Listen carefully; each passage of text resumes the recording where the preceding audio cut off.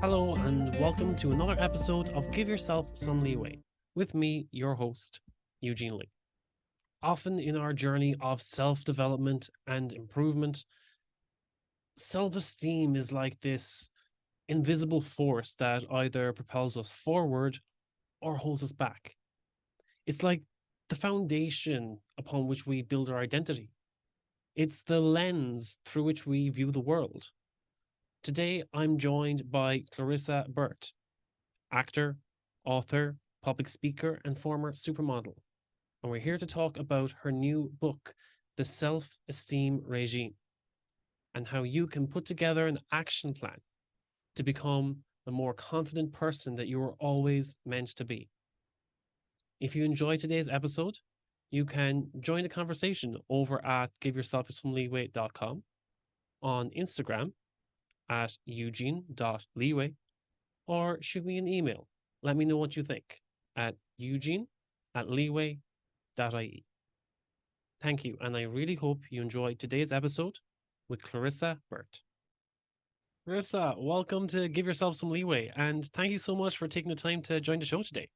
I am so glad to be back. I want everybody to know that we had a pre-show and we had a lovely chat, not only about my life and your life and what's going on in the world, but certainly I'm thrilled to be on your show. And so we can give some really good information to all of your listeners today. Yeah, I think that's one thing why the pre-show is so important. That's that extra screening just to get to know people before they jump on. Because sometimes people just like jump straight and it's like, okay, now who the hell are you? Yeah. And it's just, and it's like, okay, do we vibe? Do we Yeah, resonate at all? it's So super it's important. super important to Yeah. actually get to know your guests as well beforehand. Yeah. But for everyone else who wasn't there for the here, so pre-show, I must have passed the test because I'm here. so for everyone else who didn't hear the pre-show, Clarissa, what's your background? And who do you serve? Why do you do what you do? Well, I am, my background is really just, a regular kid, grew up in Philadelphia, Pennsylvania, with some big dreams. By the time I was 5 years old, I knew that I wanted to be, on the big screen. I wanted to be on the stages. I wanted, I was really, really watching as a kid. Now, remember, when I was a kid, when there was no internet, no cell phones, none of that. We had 3 television stations and you watched whatever came on. So that's when you would only get your cartoons on Saturday morning, and usually Saturday afternoon, Sunday afternoons, they'd have these, beautiful movies that you could watch.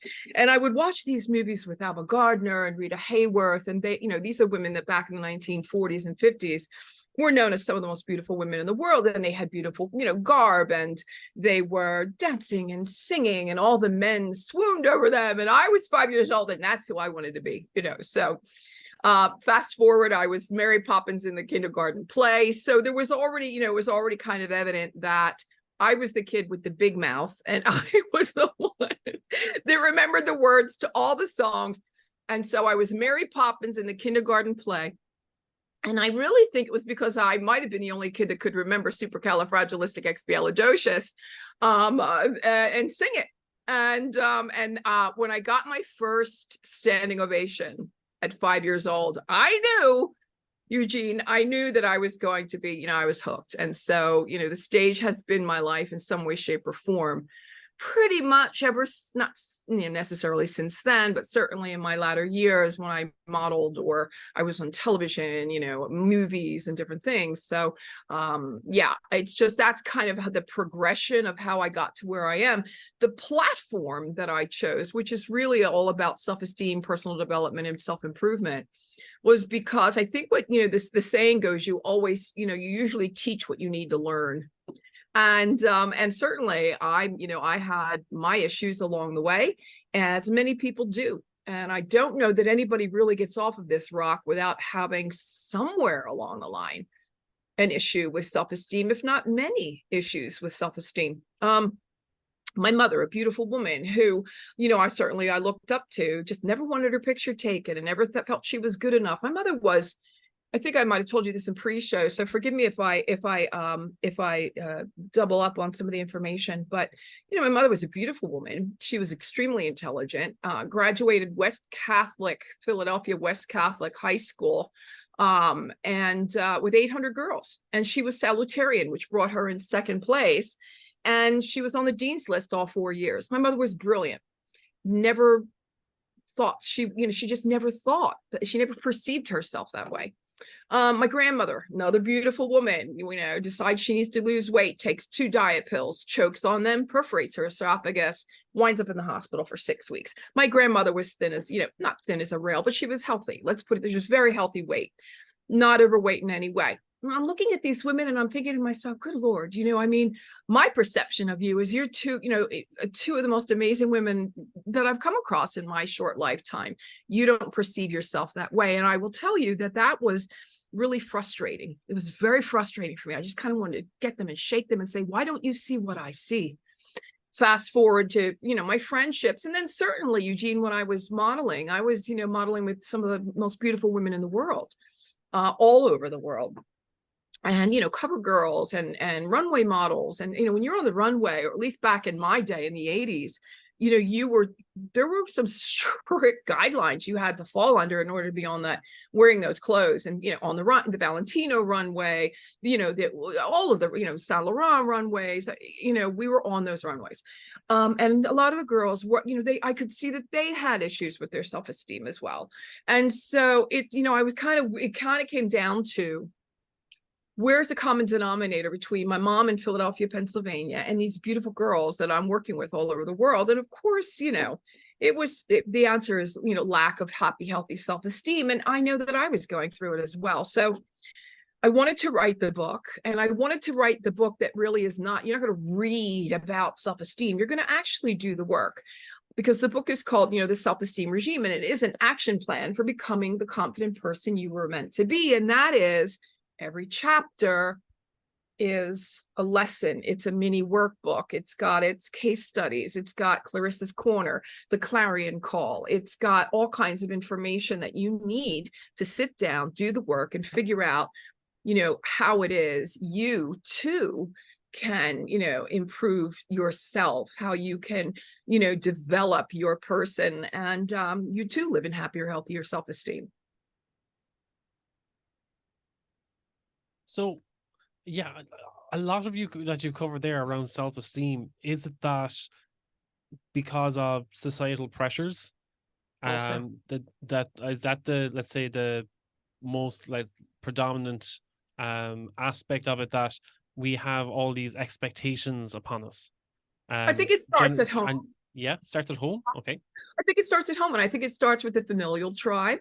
I think it starts with the pressures that are put on us there. Certainly, I know that in pre-show we talked about generational traumas and things that, generationally they foist upon us that they only knew what they knew at the time. And as we grow, we learn, and we do the work on ourselves. We learn that there are other ways that we can be. My household, when I was a child, was it was a very angry household. And it was a kind of scary place to be. And I knew that when I left that house, there was some sort of, and it was violent. So I knew that I had some PTSD as I left, as did my brother and my sister as well.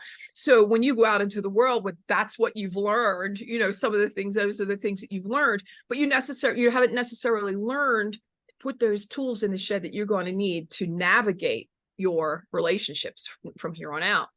And that's where life will start to kick you in the teeth, because you bring all that with you and you think, well, that's the way it is on the inside. It must be that way on the outside. And then you learn, well, now that yelling and screaming isn't going to work with everybody.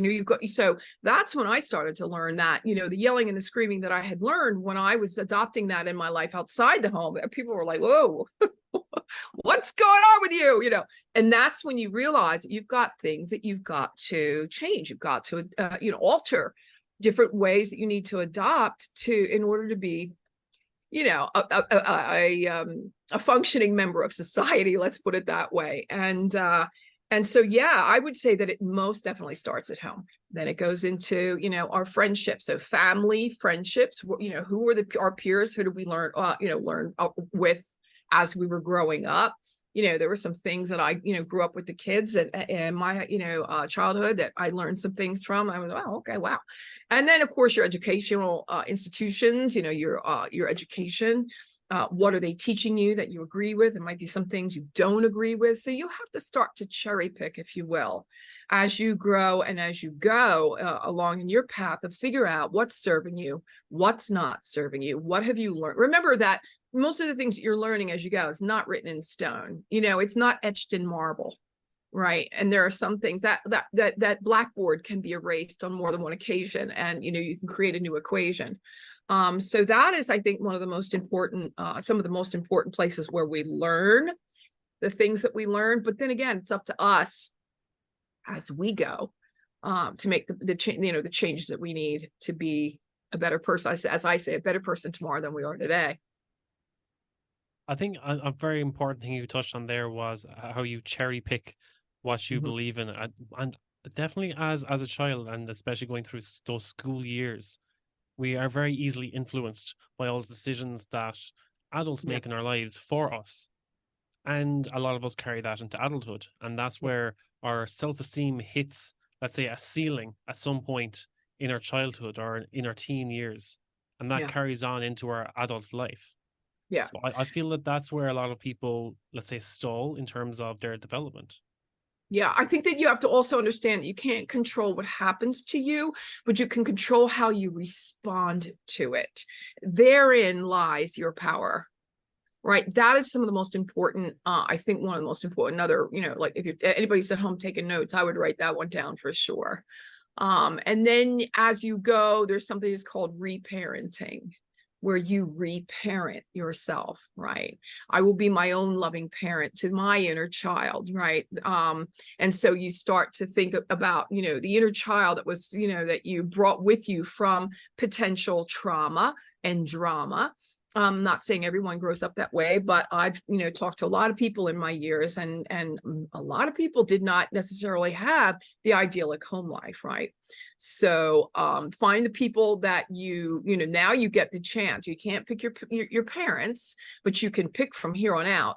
And that's where I say frequently, the toxic stops here. And that stopping the toxic right there is 100% of the work that you're going to have to do. And it's going to be difficult, and it's going to be challenging, and it's going to be scary, but it's going to take a lot of courage, because when you start doing the work and cutting the people out that are toxic, cutting them out, putting a little bit more distance between you and them. I'm not saying you gotta, cut them out and you never talk to them again. No, but you don't let them affect you the way that they have up until now. And some people are going to get angry, and others are going to get their nose out of joint. And some people are going to get really snippy, and you're going to have to navigate this new relationship, this new formation that you're creating, into that relationship as you start to stand up for yourself and create new boundaries. So you will find new people, that you will allow into your life that can get into that inner circle, if you will, because you're looking for the happy, healthy, nurturing people, the people that are there, the three, my ride or dies, as we call them here in the United States. I don't know about elsewhere. The people that you absolutely can call at 3 o'clock in the morning, and then they're there for you no matter what. Those are the kind of people that you want to start surrounding yourself with. Yeah, again, what you mentioned there about when you start setting those boundaries, and some people get very snappy about, like, oh, you're changing the dynamic of our relationship. Yeah. And they're comfortable with how you were. But now that you're changing yourself, you're trying to better yourself in some way. Maybe there were ways that you were people pleasing a lot, and that was draining you. And they got used to being pleased. And they were like, hey, you're actually taking away from our relationship here because you're setting a boundary for yourself. But they feel like you're taking away of what they expected from your relationship. But now that you're finally setting that boundary and taking care of yourself, that's why they can be a bit defensive at first, because they were expecting that of you. Or they thought that was normal. They thought that was the natural dynamics of the relationship. So without again, a doubt. Yeah. Without a doubt. Yeah. And it's that's what I said. The work is not going to be easy. You're going to have to put some distance between you and whatever is potentially toxic. And let's use the toxic, word loosely or not so loosely, depending on who, when I say toxic relationship, who comes to mind? When I say it, I know there is somebody that comes to mind immediate. Girlfriend, boyfriend, mother, father, teacher, professor. I don't know. But I know someone comes to mind for everybody that's listening. And, you're going to go, wow, how am I ever going to tell my mother?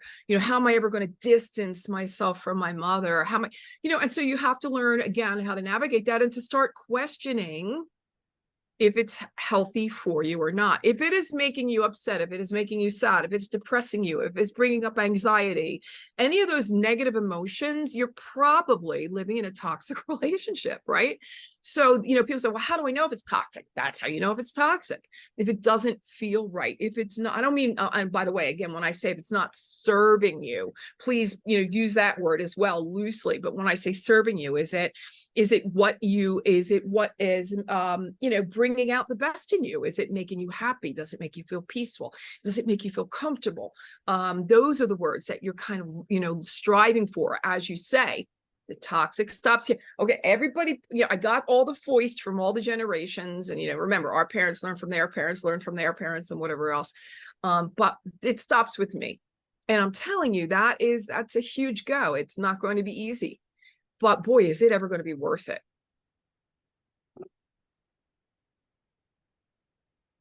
One thing that you mentioned in your book was mirror therapy. Yeah. What is mirror therapy? Yeah.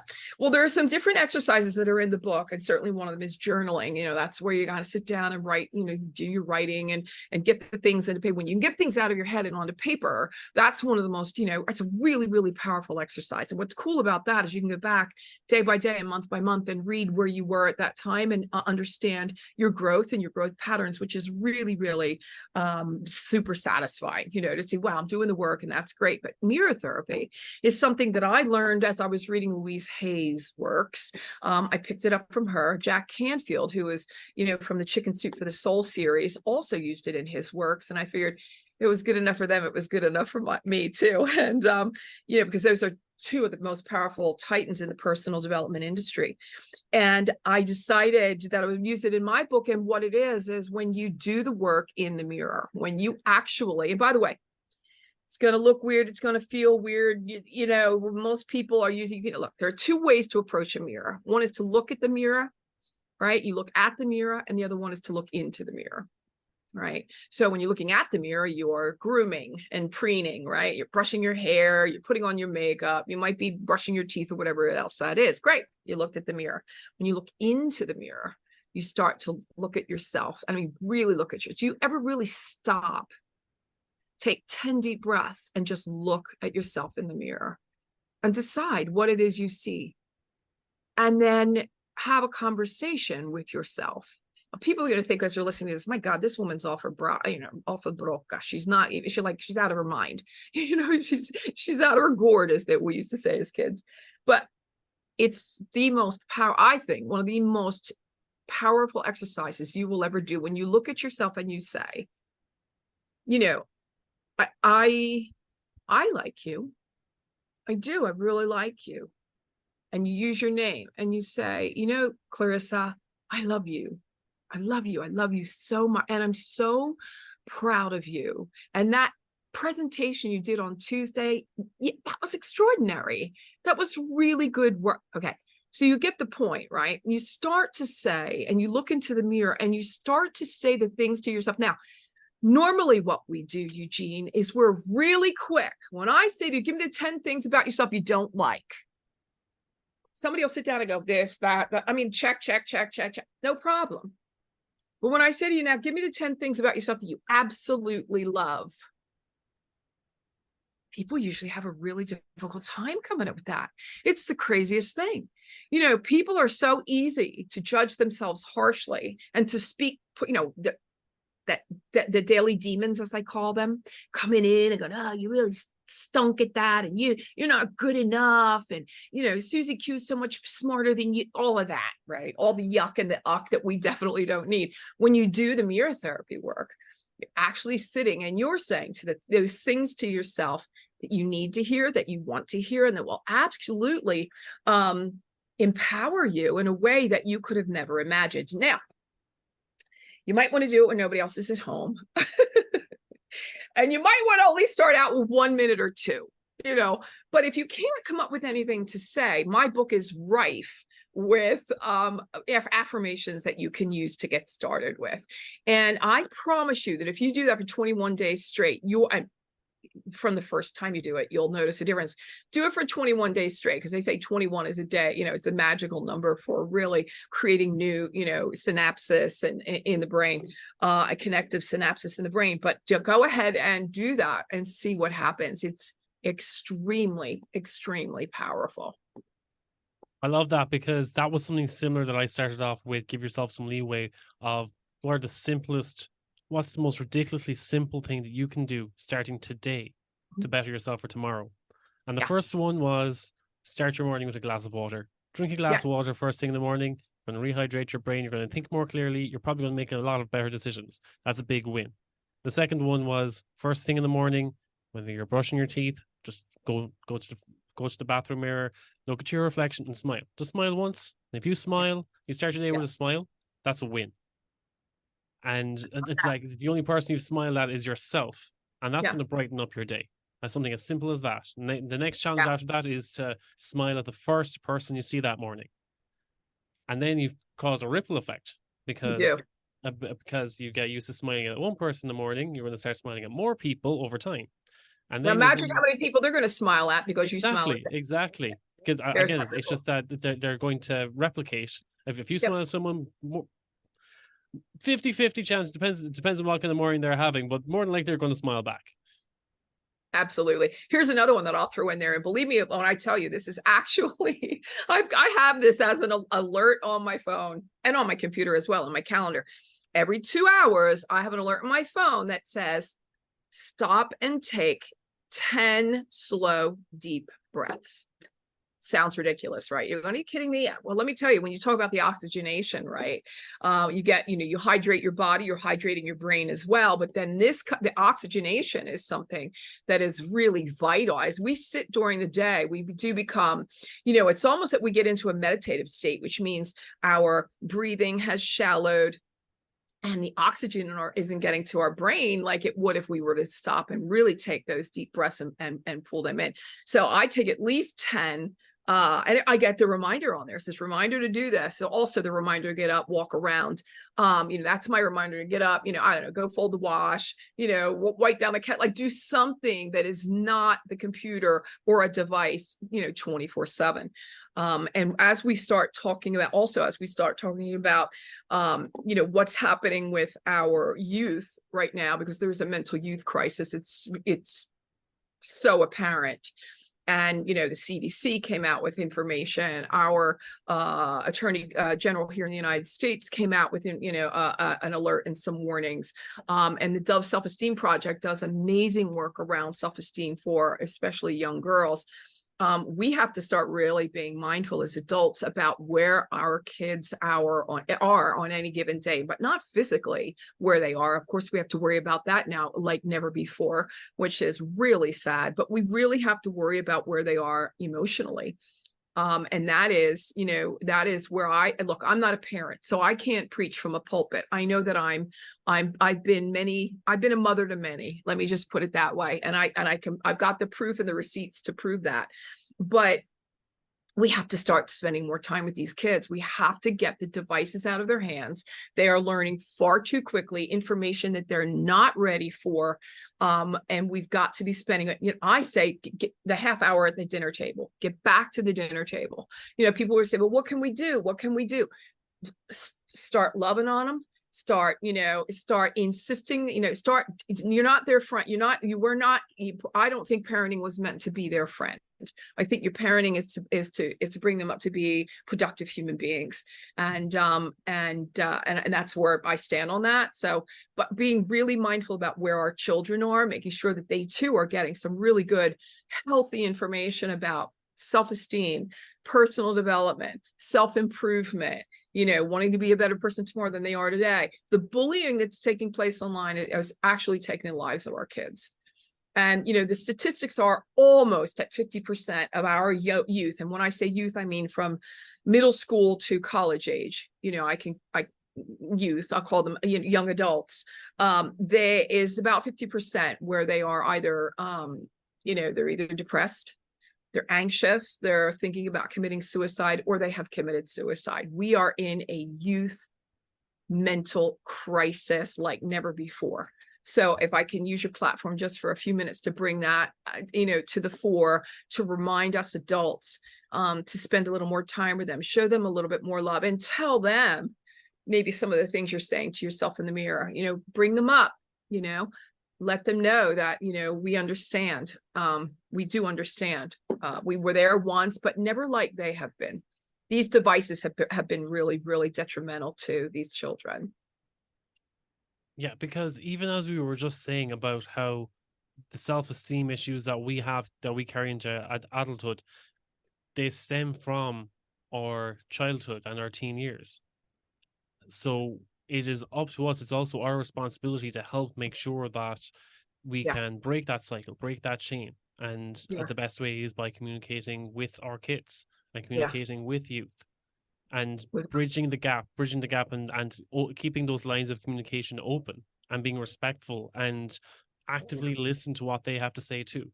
Because Yeah. I think that's where it's when they feel that there's a boundary or that there's a restriction as to how much they can share. Yeah. I think that's the boundary that we need to break between generations.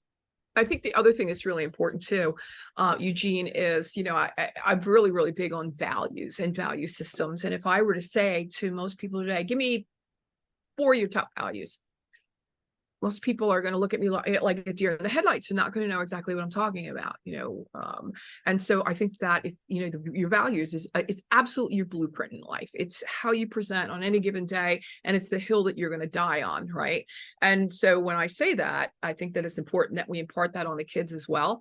But I'll give you an example. Mine is to take the high road, and when I say to take the high road, it's honesty, integrity, gratitude, and honor. And I think if we, again, I use this and I say this frequently, and I just to drive home the point, and that is, can you imagine what kind of world we would live in if everybody was honest?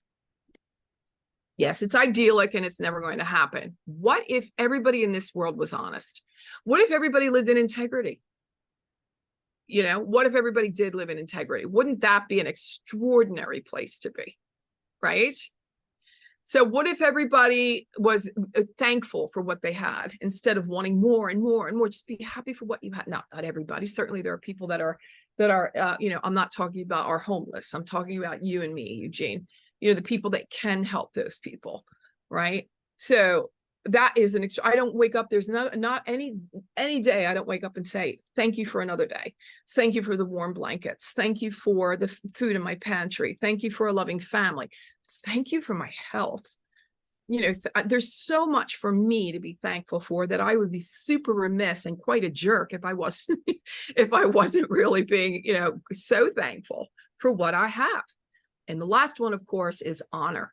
And honor is a big one. That's, usually we're thinking about honor when it comes to military service, but honor really is, it's who are you when nobody else is in the room? Who are you at the core?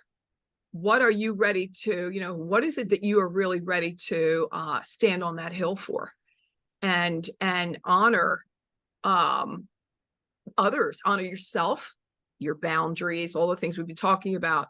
Let's talk about boundaries for a second. People think that boundaries, when creating a boundary, you've got to be angry, you've got to be upset, you've got to be, really get angry with somebody. It's not like that at all. A boundary can be set with ease, joy, and glory with no problem at all. And all you have to do is say, hey, listen, can I talk to you for a second? What you just said, what you just did, it kind of hurt me a little bit. And let me explain why. It doesn't have to be done with anger. May I explain why? Well, when you say that, it kind of made me feel this way. And most people are going to go, oh my goodness, I'm so sorry. I had no idea that it would hit you that way. It'll never happen again, and you'll say, good, we're good. Thanks a lot. Hey man, thanks a lot. That's really great. Cause now I know guys probably wouldn't do that as much. I think women might be able to do that with more ease, but I think we all should be able to say, hey, this is my boundary. Here's my line in the sand. We can't cross that line. And I hope you don't mind. And most people, when you talk to people like that, most people are going to be okay. If somebody says to you, oh, for God's sake, will you get over yourself? What are you nuts? Oh my God, you're so sensitive. That's when you have to look at it again and go, I might have a toxic relationship on my hands. So for people who, I think a lot of the time, especially when that happens, it's someone who doesn't know where their values lie either. And I think when someone doesn't respect your values, it's a deflection of the fact that they don't understand their own. Yeah. Yeah, absolutely. The most important thing is that, you really want to be able to stand on principles, like have an unwavering commitment about what your beliefs and values are, and where you will and will not, where you have wiggle room and where you don't. Like, no, we can't wiggle on that. That is something we cannot do. That is something we cannot say. If somebody were to come in my life and say, hey man, I'm going to party this weekend, and I'm going to bring a kilo of Coke. Whatever, I'm making it up as I go. Yeah, no, that's not going to happen. I mean, I'm sorry if I hurt your feelings. That's not going to happen. Or, whatever. I make that up off the cuff, and it's a silly example, but I think you get what I mean. You always want to be a leader in your own life. You're leading your life, and you want to be, giving great examples to those that are around you, right? Sometimes that you're going to even, as a great leader, you're going to sacrifice. You've got to sacrifice some things too. So get ready for that. And one of the things you never want to be is you never want to bow down. You never want to be a coward, right? You want to stand tall and stand strong all the time. Yeah. I love that it's, if you don't start respecting your values and setting your boundaries around your values, then no one else is going to respect them either.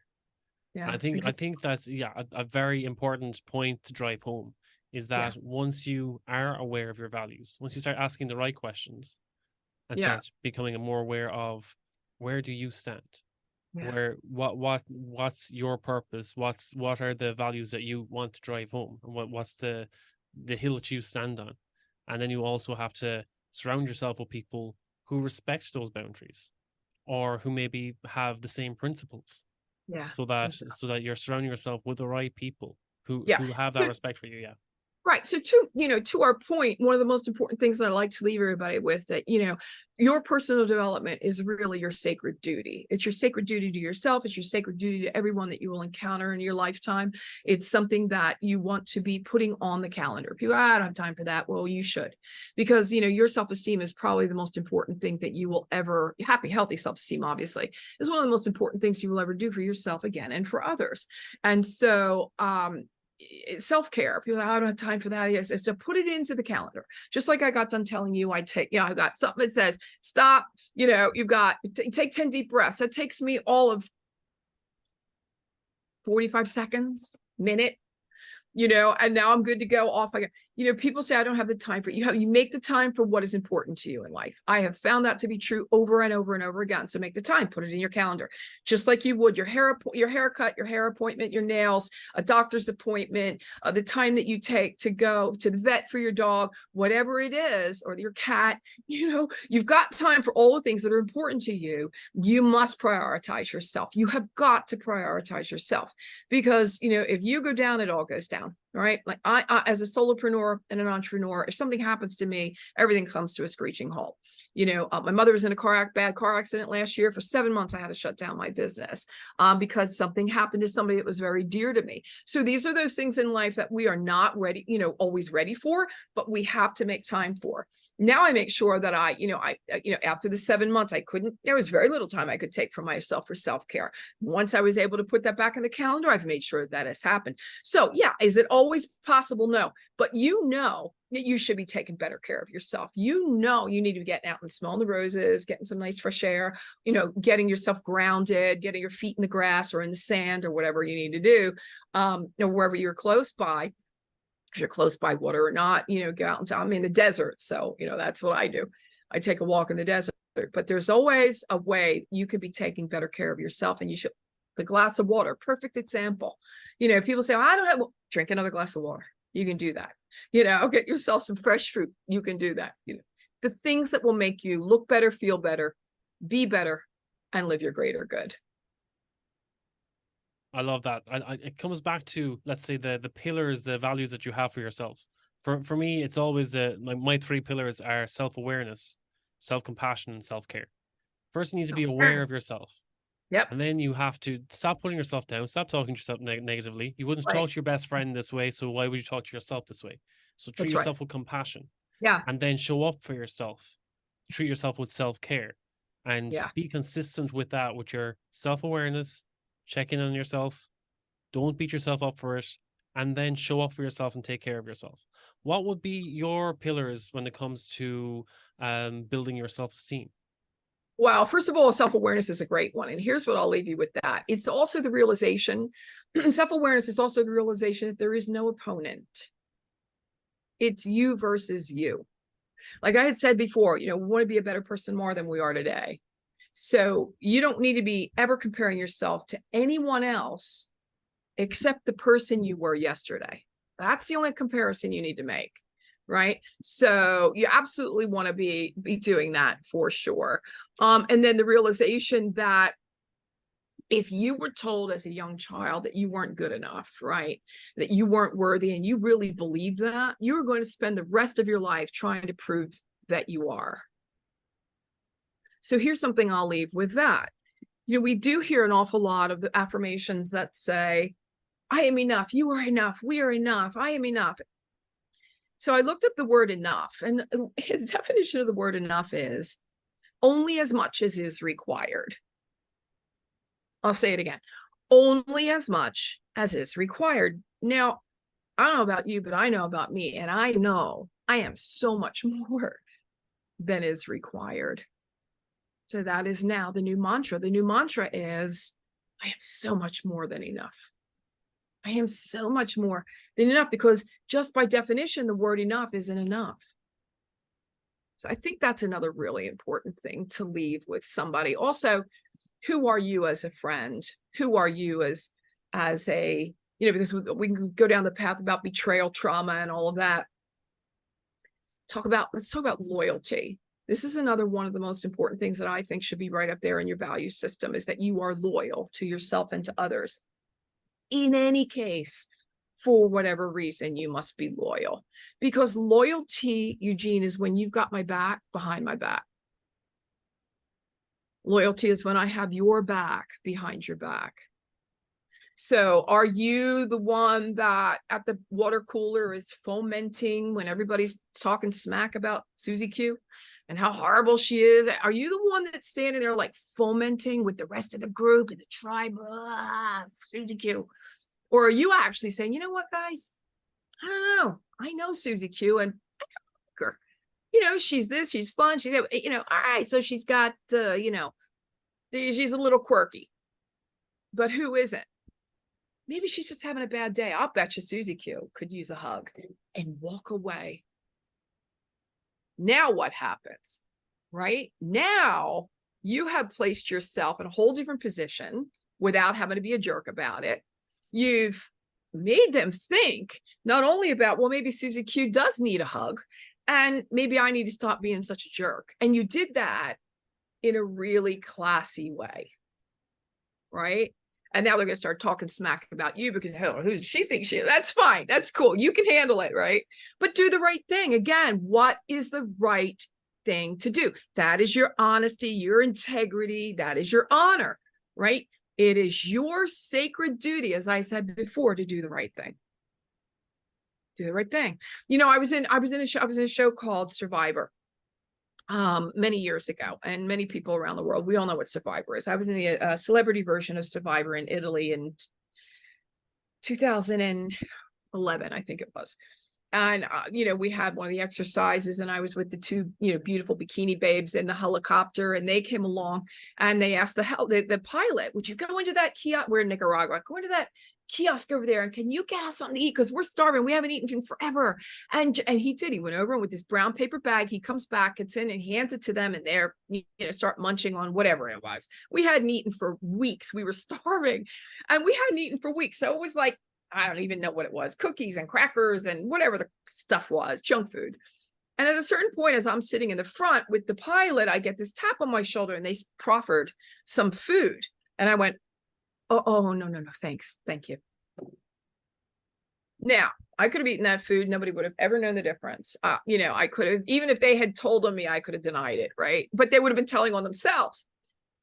So I said, no, thank you. And I said, no, thank you, because it was dishonest. It was unfair because nobody else had the same privilege that I would have had. All the other people playing that were in the other helicopters didn't have that. And it was the wrong thing to do. It was the wrong thing to do. Plus, if I had ever done that, the anxiety would have consumed me because it was the wrong thing to do.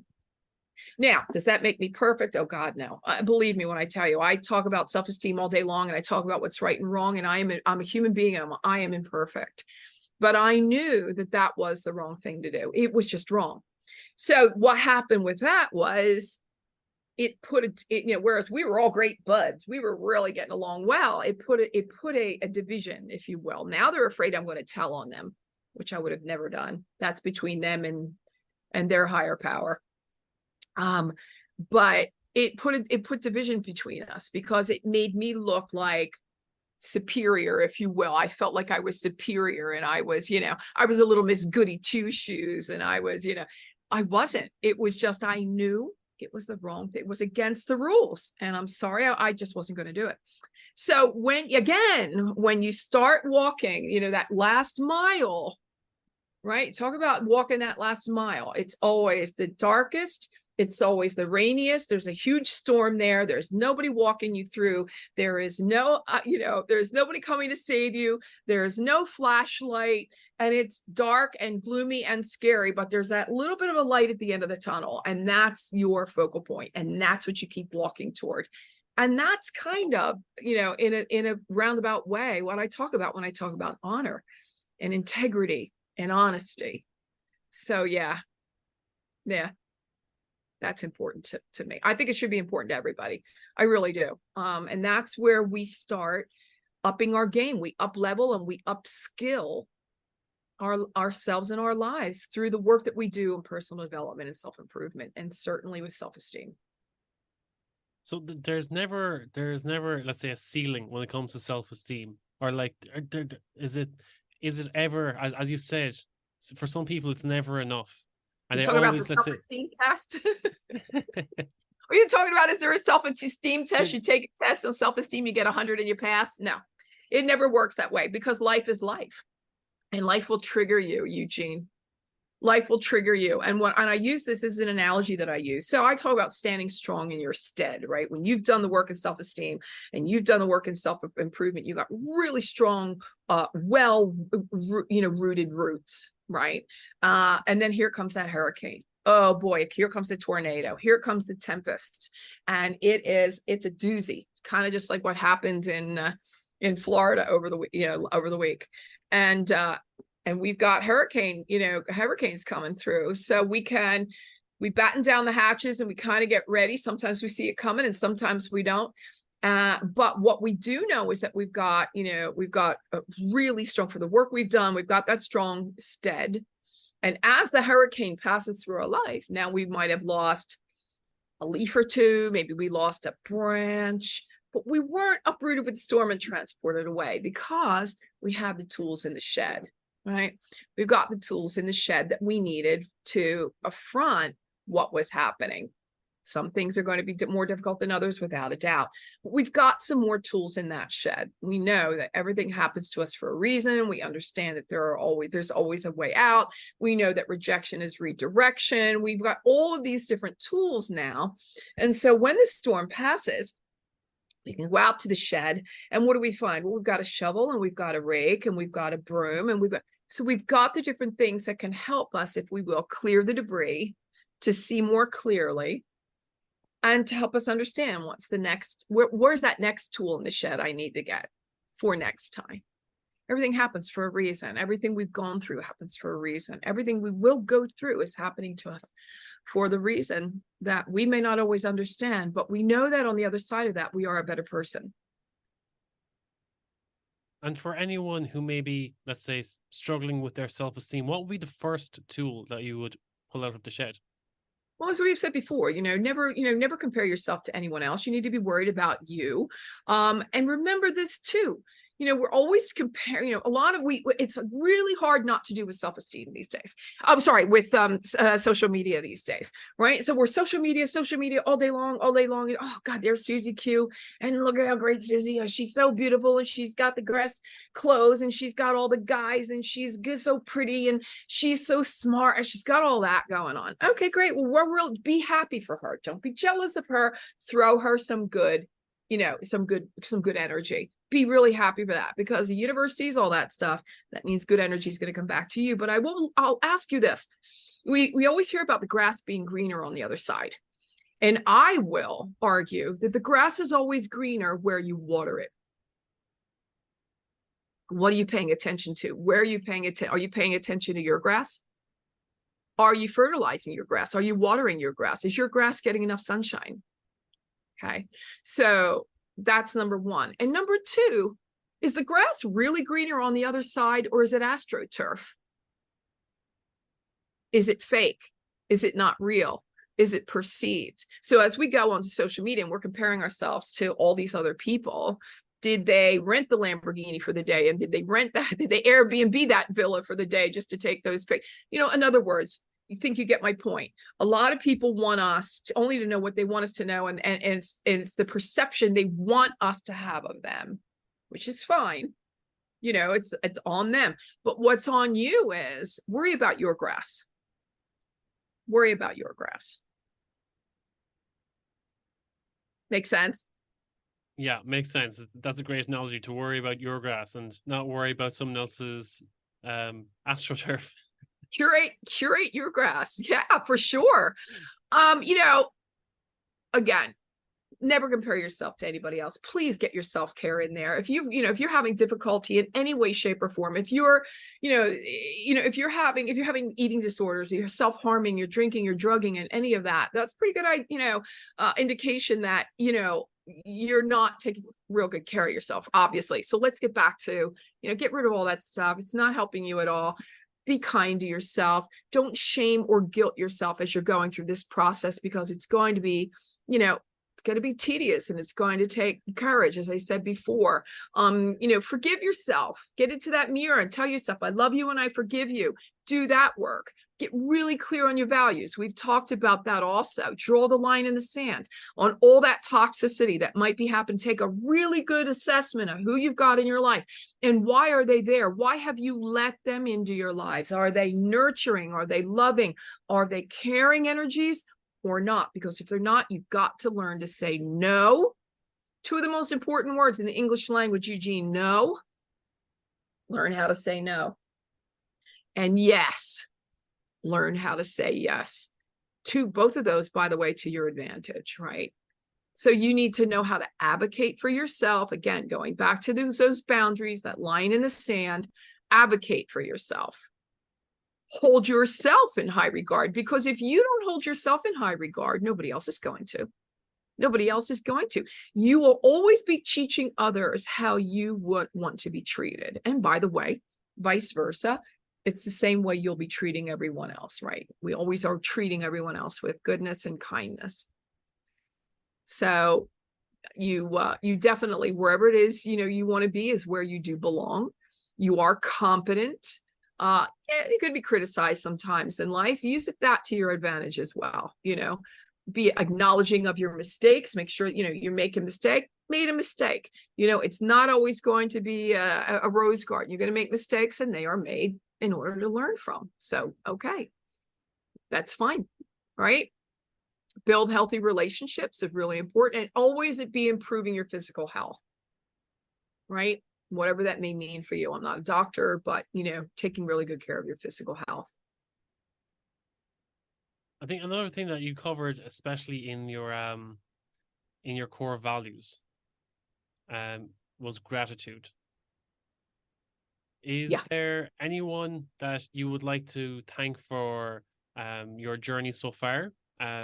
Maybe getting to where you are today? Everybody that ever hurt me. Everybody that ever hurt me. I would definitely thank them first, because those are the ones that made me do the deeper work, maybe take the deeper dive. maybe want to understand, maybe want to get into again, as I had told you many before in our pre-show, when I was a child, again, no computers, none of that, no internet, the only internet we had were the bookstores, and I would be in those bookstores, and I would be in the really tiny section in the back called self-help. It was a self-help section, and boy, but I tell you, it was really teeny. There wasn't a whole lot going on back there in the 80s. Now, the only bookstore that's left in the United States is Barnes and Noble. And I'm so thrilled to say that my book is in Barnes and Noble. That's been one of my crowning moments. But if you look now in Barnes and Noble, the section is called Personal Development, and it is rows upon rows upon rows of books that are all about personal development, which goes to prove that, since the dawning of time, people have been wanting to understand, and they're looking for comfort. They're looking for solace. So looking for understanding, looking why. And that's what I did when I was, again, the people that hurt me. Remember also that hurt people hurt people. So, when you do the work on yourself, it's almost mathematical that you will stop that toxicity and not hurt people. Right. It's that's why I say it's your sacred duty to do the work. But I would like to thank anybody that ever hurt me. It's probably been my greatest motivation to want to be a better person because, when you're hurt or you're betrayed or whatever the feeling of hurt is, it hurts. It's not a pleasant place to be, and I would never want anybody to feel that way because of me. I'm not saying I've always gotten it right, but in my heart, I know I've never wanted to hurt anyone. I've never, no, revenge. I don't know what that is. I don't know what that means. So yeah, anybody that ever hurt me would be the answer. That's beautiful. That you reframed it, that it's made you stronger at the Yeah. end of the day. Yeah. And rather than resenting them and using yourself treating yourself as a victim and resenting them for decisions that you've never made in your life, Yeah. you've used it as fuel to propel yourself forward. Yeah, and learn the power of forgiveness. I've forgiven some people in my life, but they are not in my life, right? Because I know that energy is something that I would not be able to navigate. In other words, until they can do the work on themselves and come in whole and come in complete, I wouldn't be able to have a relationship with them. And I send them great energy, great vibes, all of that, but they cannot be with me on the daily, because I couldn't navigate. Let's use that word. It's a good word. I also want to remind everybody that, these kinds of books, the personal development, the self-help, the self-improvement books, these are, we used to call, as I said, self-help, right? It's self-help. This is self-esteem. It's not shelf-esteem. And so make sure that, it's not shelf-esteem. Go get the books. And don't, just leave them on your bedside a table, do the work. Maybe just a chapter a day. I only have 12 chapters, and my chapters they are case studies, they're affirmations, there's Clarissa's Corner, the Clarion Call, review, there's homework, there's all kinds of different things for you to delve into doing the work. You're not going to read about self-esteem here. You're going to actually do the work, which is really, really kind of important. And remember too, when you asked the question before, Eugene, we are in a constant state of evolution. Like when we go back to, you ever take that test, and get 100 on self-esteem, you could get a pretty high number, but remember that, life is ebbs and flows. And so you're going to be up one day and a little bit lower the next, but constantly be doing the work and realize that even your self-esteem, when you're taking your high road, is always going to be in a state of evolution. That's one thing I find a lot about when people take personality tests and the likes online, and they're like, I got this in my result, and then they attach that result to their identity, and they're like, oh, this is why I do everything. I'm this, and it's just that one time they take that test, and it's like, you did that test 5 or 10 years ago. Yeah. Because they're like, how about you try it again now and see how you do? Yeah, because things change. Yeah, exactly. Things change, and it could be on any given day. Maybe you try it on a Monday morning. Next thing you try it again on a Friday, and you get a completely different result because your mind might be in a completely different state of mind, and in terms of how you answer those questions. So exactly, it's the way you change over time as well. Or let's say your self-esteem, it might be high at the start of the year, and let's say as the year goes on, yes, the way different obstacles or different setbacks and challenges come your way, or different opportunities come your way as well. It can ebb and flow. And I'd be remiss if I didn't underline, underscore, and really bring to the fore the importance of trusting yourself. A lot of people, lack of self-esteem means I really don't trust myself very much. And there's a German writer by the name of Van Gogh who said, as soon as you trust yourself, you will know how to live. And I think about that. If I trust myself, I'll know how to live. I'll know how to live with myself. I'll know how to live with everybody else. I'll know how to live with my mistakes. I'll know how to live with my victories. I'll just know how to live. And I thought that was really poignant. It's a really great point to make, is in all of this work, trust it. Trust you, trust the work, stay true to yourself, and trust yourself. It's kind of one of those, if you will, it's almost like an overlooked phenomenon that we really don't trust ourselves all the time. We've got to, kind of stay honed into ourselves and feel that we can and should always trust ourselves. I hope that came across the way I meant it to, but it's really important. Yeah, that makes sense. So if anyone was to walk into Barnes & Noble or walk into their bookshop and come across the Self-Esteem Regime, what should they ask themselves if they're on the fence about whether they should pick up the book or not, be it for themselves or be it for their friend? Right. What's the one question that they should ask themselves? Is this for me? Well, I mean, first of all, how's life working out for you? How's it going? Take an assessment. Right? Is it working out well, or is it would you like to see some things change? Things at work, things with your relationships, things with your health, things with just, generally, how is life going? And then if any of those questions are, well, I really would like, then you need to be doing the work. You need to be doing work on yourself, right? Remember that life is only going to give you what you put up with. What are you putting up with? Would you want to be in a relationship with you? Perfect question. God, I don't know. Would I want to be in a relationship with me right now? Would I, ask yourself that question. We never stop learning about life because life never stops teaching us.